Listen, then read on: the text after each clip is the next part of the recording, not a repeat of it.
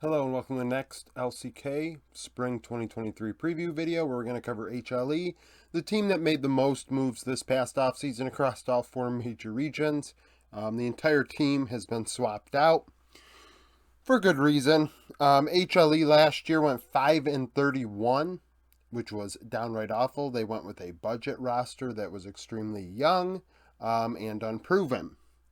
At the challenger level, they went 20-52, and at the academy level, 8-9-9. So even the backups, not that great. We did see HLE make a lot of roster moves during the year, trying to bring up players in hopes that would improve the team, especially in the bot lane and I believe the jungle as well. But it didn't work out for them. The coach is Dandy. Dandy is 5-29. In the two splits they're credited for as a coach on Leaguepedia at a upper tier level. So the moves this team has made, they've brought in Kingen and Zeka from DRX. Dudu is now with the Guangdong Freaks, maybe. I think he went with the Freaks. And in mid lane, Karis went with Sandbox. Oh no, Fred Brion. We already did Brion. Jungle on Fleek, I believe, is in Latin America, I think. And Clid has come from FPX. Bot lane Viper joins from EDG. Samdi, I think, went to Brazil or Latin America.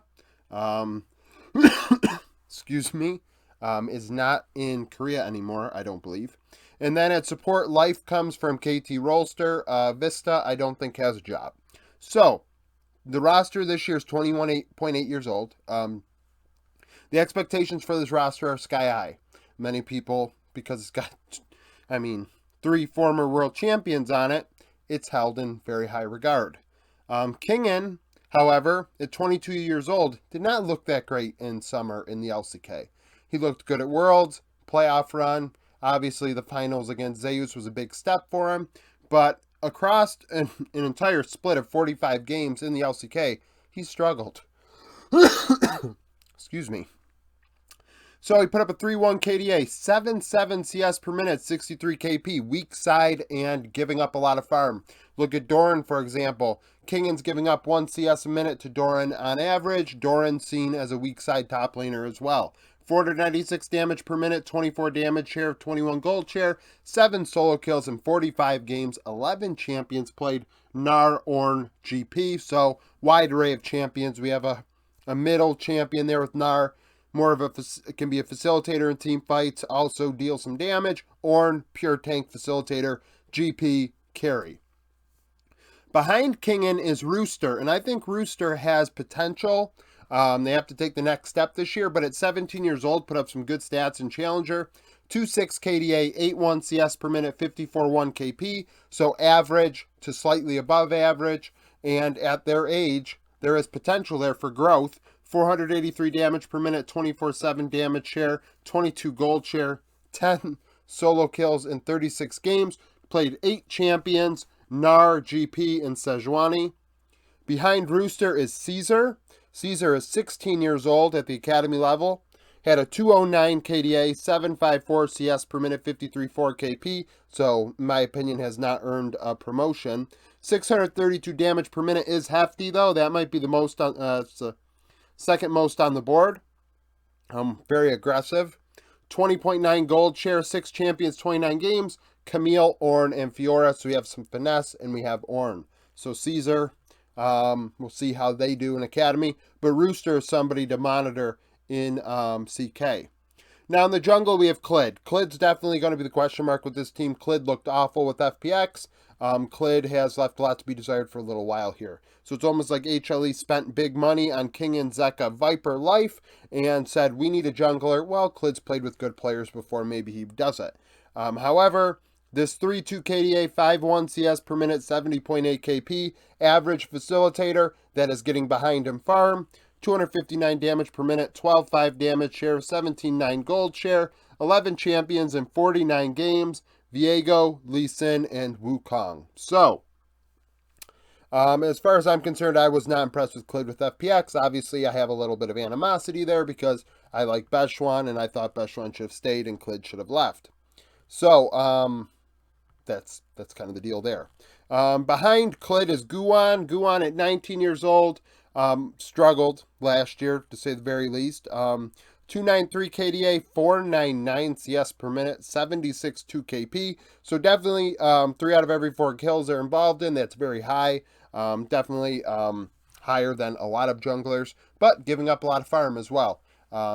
Maybe to a carry like jungler, they're giving up 4 or 5 camps by 15 minutes, and I mean, that could be a difference maker. 260 damage per minute, 17.8 damage share, 9 champions in 36 games. Wukong, Viego, Sejuani for Guan. Grizzly, I think Grizzly could push Guan for that challenger spot.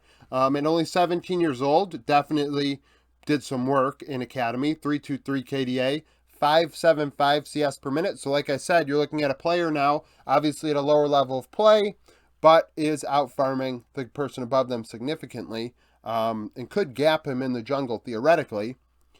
69 KP, so not quite as much of a facilitator. And you see the carry-like numbers in Grizzly because he has a 371 damage per minute, which is over 100 damage per minute higher than Clid and Guan. 19.5 gold share, 7 champions, 29 games. Viego, Lee Sin, Sejuani, I think that they should be given an opportunity. I think that they are listed on the Challenger roster, both of them. Neither is on Academy. So, I mean, we'll see what that means for them going forward. Mid lane, Zeka, 20 years old, the star of Worlds. Definitely took Worlds by storm. The numbers we're going over are LCK Summer numbers, where I had him in my All-Pro teams. I thought he did very well. And then at Worlds, obviously took the next step in a very big way and surprised a lot of people that may not pay attention to the LCK. 20 years old, 4.3 KDA, 9.2 CS per minute, 71 3 KP, ahead of most of his matchups. Chovy withstanding at, I imagine, during the LCK, if you actually looked at the numbers in CS diff at 15 minutes. 585 damage per minute, 27.6 damage share, 23.3 gold share, 9 solo kills in 45 games, 11 champions played, which is kind of funny, really. Zeka, I think, ended up with 11 solo kills at Worlds in half as many games against the best in the world. Actually, in just Worlds, let alone play-ins. I mean, I don't know how many solo kills he had in play-ins, really, to add to the main event, but Zeka had a lot. Like I said, 11 champions, 45 games. Ari, Azir, Corki. We'll see if Zeka can take and continue the momentum he's built.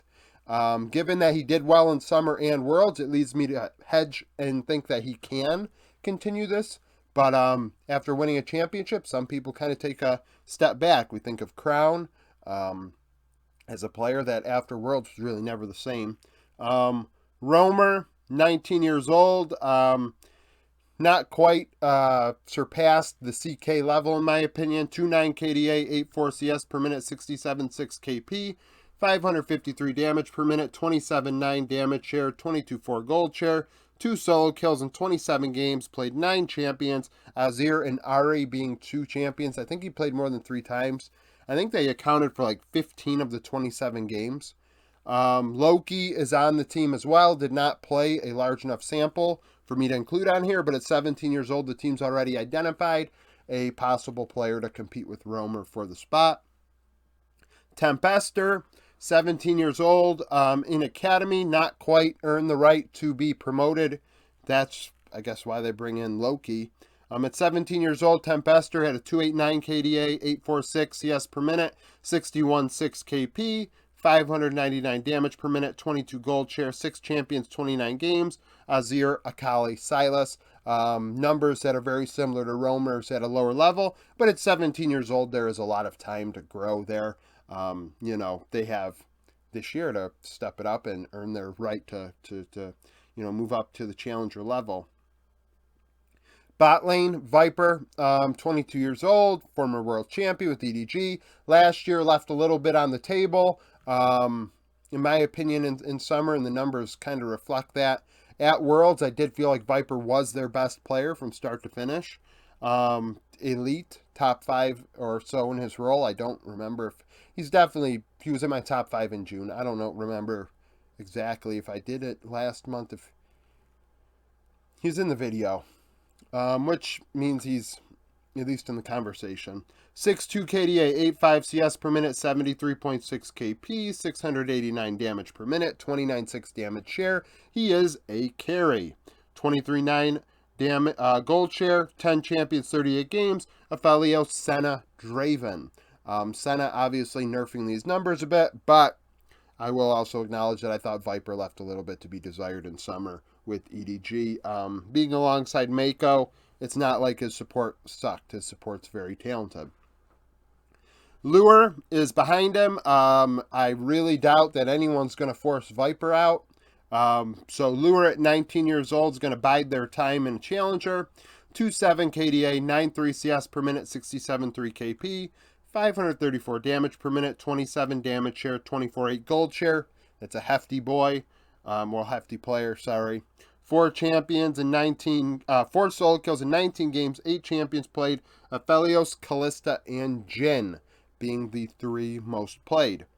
Now behind him is Hood, and Hood should be promoted. They are kind of backlogged, stuck if you will. At 18 years old, has excelled at the academy level and definitely deserves a challenger spot somewhere.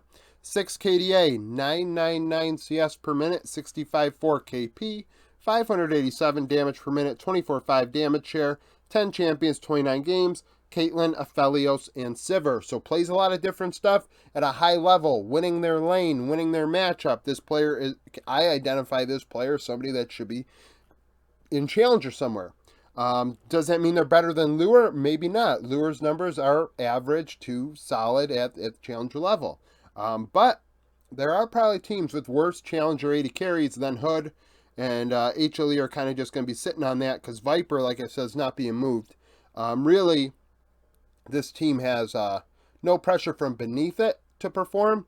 It has pressure from outside of it with fans and the like. Life, 22 years old, good player, very interesting champion pool, always pulls out weird stuff. 4.3 KDA, 78.6 KP. I thought they played extremely well alongside aiming last year. 293 vision score per minute, 2 cleared wards every 5 minutes, 13 champions, 45 games. Renata, Tom Kench, Lulu. I think Viper is definitely in a good position alongside Life. Duro, another solid support.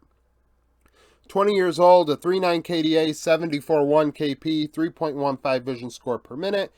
2 cleared wards every 5 minutes, 11 champions, 34 games. Nautilus, Rakan, and Tom Kench. So Duro's kind of just going to abide their time alongside Lure. And they need to win more games, frankly.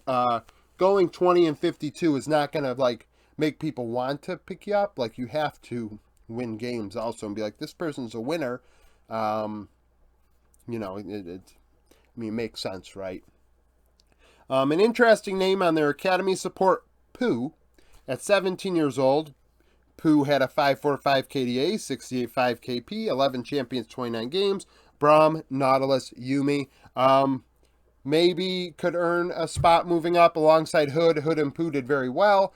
Lure and Duro looked solid. So HLE's bot side of the rift, depth chart wise, looks pretty good. Rooster looks like somebody that might have potential. Grizzly maybe.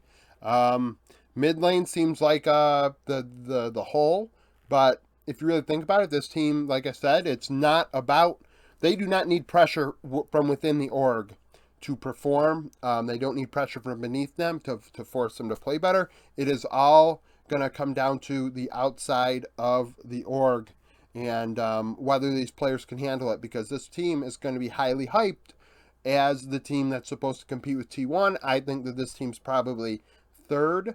I think Damo and Kia are better, but they're in that conversation, and we'll see what happens with these 5 new parts. Probably more of a summer roster than a spring roster. So comment down below with your opinions on HLE. Like the video if you like it. Subscribe to the channel for daily League of Legends content. Follow me on Twitter. Join the Discord. Become a YouTube member. And thank you for watching.